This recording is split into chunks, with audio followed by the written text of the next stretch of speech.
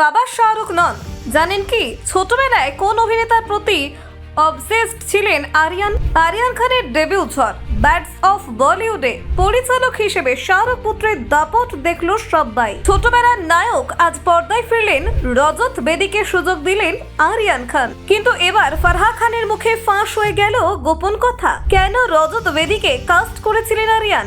ঈশ্বর প্রেরিত কাজ। রজতের জীবনে ফের আলো জ্বালালেন শাহরুখের ছেলে।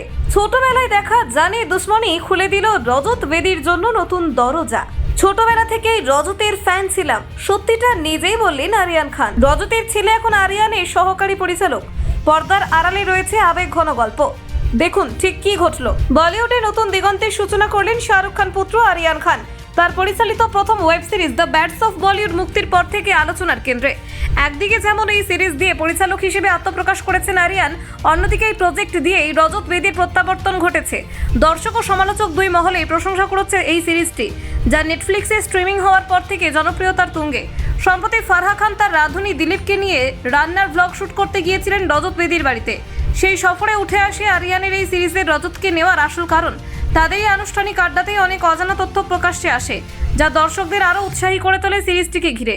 ফারহা এবং রজতের কথোপকথনের মাঝে রজত খুলে বলেন, এই কাজটা আমার কাছে যেন এক ঈশ্বর প্রেরিত। প্রথমে এক প্রযোজনা সংস্থা থেকে ফোন আসে, বলা হয় আরিয়ান আমার সঙ্গে দেখা করতে চায়। আমি প্রথমে অবাক হয়েছিলাম, কিন্তু পরে ভাবলাম দেখা করে আসাটাই ভালো। তিনি যোগ করেন, মুম্বাই পৌঁছে বুঝলাম ছেলেটার মধ্যে আলাদা একটা উষ্ণতা আছে। এমনভাবে অভ্যর্থনা জানায় যে কোনো তারকার মন ভরে যাবে। ফারহা খান তখন বলেন, আরিয়ান ভীষণ মিষ্টি ছেলে। আমি একবার ওকে জিজ্ঞাসা করেছিলাম রজতকে কাস্ট করার কারণ কি ছিল। ও হাসতে হাসতে বলেছিল, ছোটবেলা থেকেই রজত বেদির প্রতি একটা আলাদা টান ছিল।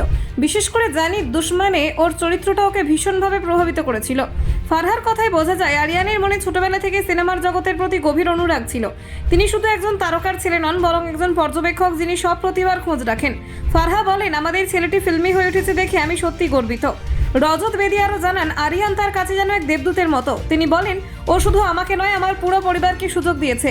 এমন একজন পরিচালক খুব কমই দেখা যায় যে নিজের টিমের প্রত্যেকজনকে এতটা গুরুত্ব দেয়। রজত জানান, তিনি একটি বিশেষ শর্তে এই প্রজেক্টে যুক্ত হন। তার ছেলে যেন এই সিরিজে তার অধীনে কাজ করার সুযোগ পায়। আরিয়ান সেই শর্ত বিনা দ্বিধায় মেনে নেন। ফলে রজতের ছেলে সহকারী পরিচালক হিসেবে এই সিরিজে যুক্ত হয়। রজতের ভাষায়, এটা আমার জীবনে সবচেয়ে গর্বের মুহূর্তগুলির একটি।